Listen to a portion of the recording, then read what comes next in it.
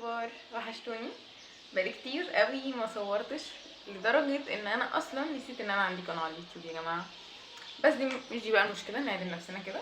والنهارده هنتكلم في موضوع مهم جدا، وهو احنا دلوقتي كل الكليات داخله على 100 ترم، وثانويه عامه في منكم لسه ما بداش وتايه. في الحالتين دول احنا عندنا حلول لده وحلول لده، فكملوا بقى معانا الفيديو الاخر، بس صلي على النبي. اول بوينت انا حابه ان انا اتكلم فيها وهي طلاب الجامعات اكتر. انت دلوقتي داخل على 100 ترم، يعني اللي اعرفه ان اغلب الكليات هتبدا اول 11، انا كليتي هتبدا اول 11. فبما ان اغلب الكليات هتبدا اول 11 فاحنا قدامنا لسه وقت طويل. فمطلوب منك ايه؟ هتجيب نوتة زي دي كده، هتكتب فيها كل الفصول والحاجات اللي انت خدتها، وهتبدا تشتغل عليهم كل يوم. تذاكر من 3 ل 5 ساعات. لو انت كليتك ادبيه مش طبيه، يعني كليه اداب، تربيه، اعلام، كليه ان انت تذاكرها اكتر من ان انت تقعد تتفرج على شرح وعلى محاضرات والكلام ده. تمام. يعني انا كليه اداب بعمل كده بصراحه. بالنسبه طيب لبتوع ثانويه عامه، انا شايفاك كطالب مراكم لسه ما بداتش.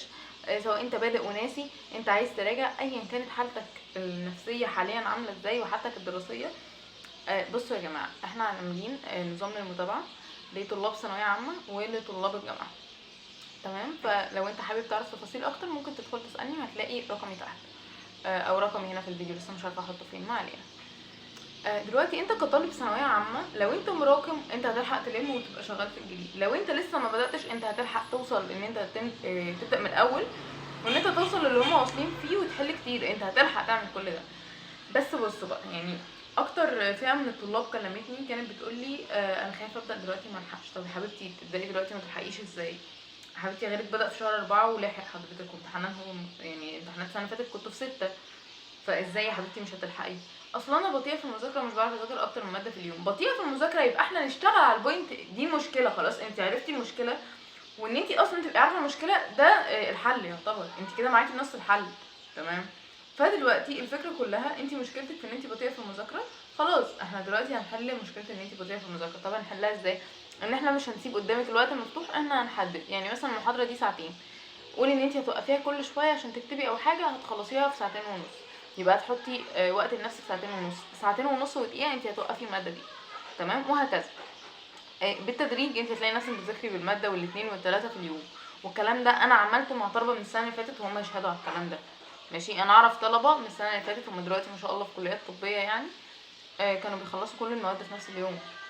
بصراحه كانت في الايام الاخيره، يعني في المحاضرات وفي المراجعات وكده. تمام. ده بالنسبه لو انت طالب مراكم. طب لو انت لسه ما بداتش، اشترك في الشهور الاولى بس. يعني ايه؟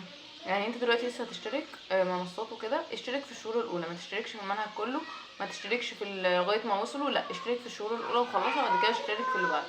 عشان انت لو اشتركت في كله انت هتحس ان انت عليك ضغط كبير جدا.